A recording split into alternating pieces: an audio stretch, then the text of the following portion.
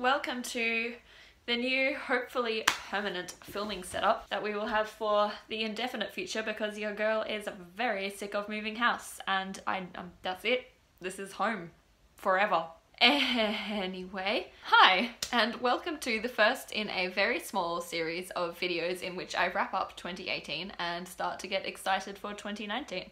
So today I would like to talk about my top reads of 2018. Soon I will be talking about my bottom reads of 2018. I will also hopefully be talking about books that I started reading but didn't finish in 2018, my favourite booktube channels, my 2018 goals, and also my 2019 goals. So lots of exciting videos, hopefully. You're basically just going to get bombarded with videos over the next few days, and then we'll be ready to start 2019, hopefully with a more successful run than 2018. It'll be good. Top 5 books of 2018. Okay, go!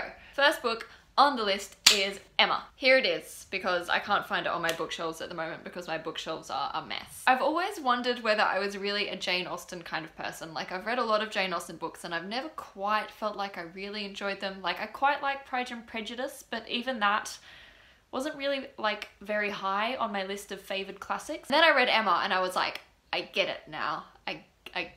I get it. I think I remember saying in a previous video that the more I learn about Emma and the inner workings of Emma and all of that kind of like nitty-gritty critical literary analysis stuff, the more I absolutely love it. Just literary heaven for me. It was a really good time and I want to be able to talk about it more, and I promise that I will soon.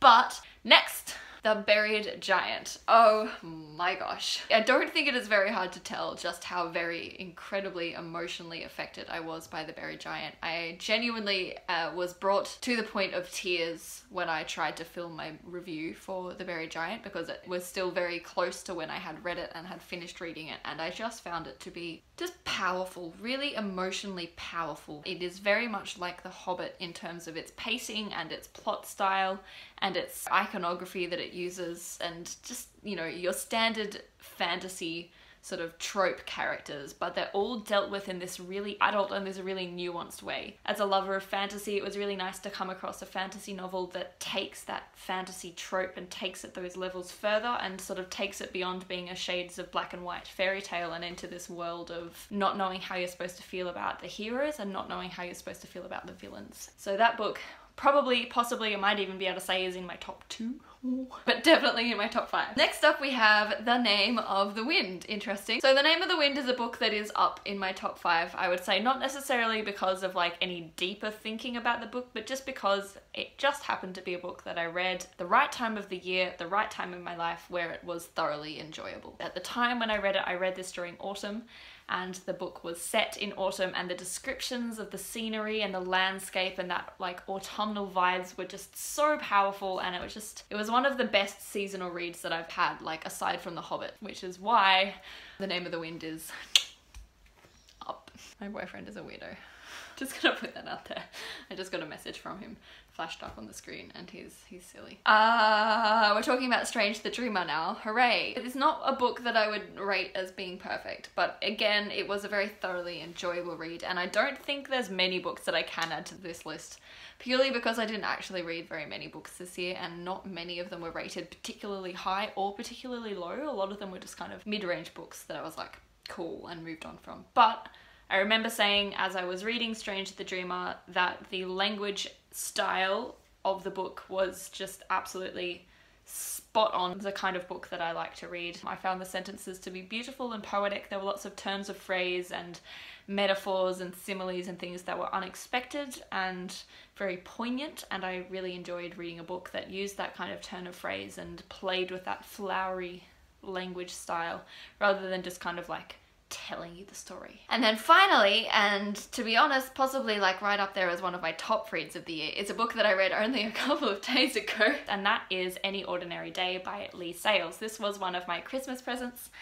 from my boyfriend that I chose for myself because I really wanted to read it, and oh my gosh, if you take any one book recommendation from me in your life to read, make it this one. make it this one. This is a book that I thoroughly believe everyone should read. It was so beautiful, so powerful, and so incredibly important. I have a feeling that people outside of America may not have come across this particular book because this is a book written by an Australian journalist. It's a book that she started reading after she went through some very trialing medical experiences during her pregnancy with her youngest son that inspired her to basically look at the ways in which we as people deal with the completely life-shattering crises, unimaginable times of horror and or immense sadness and grief and loss that we can sometimes go through, and how is it that people adapt to this new life after some kind of crisis has hit them. So she talks to people who have survived hostage situations, people who have just lost loved ones in really truly horrific ways. She talks to the father of Alana and Madeline, who were two victims of the Port MacArthur massacre, which is the biggest sort of mass shooting massacre that Australia has ever had in its history. And she talks to the father of these two girls that were lost in that massacre, and other people that have just lived through horrors that we all kind of look at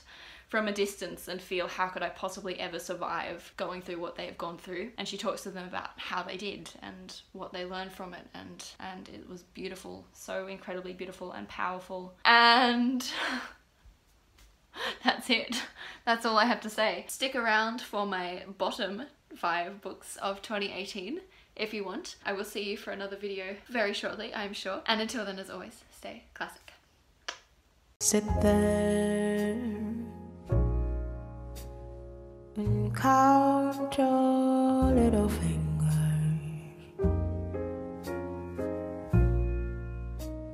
Unhappy little girl blue.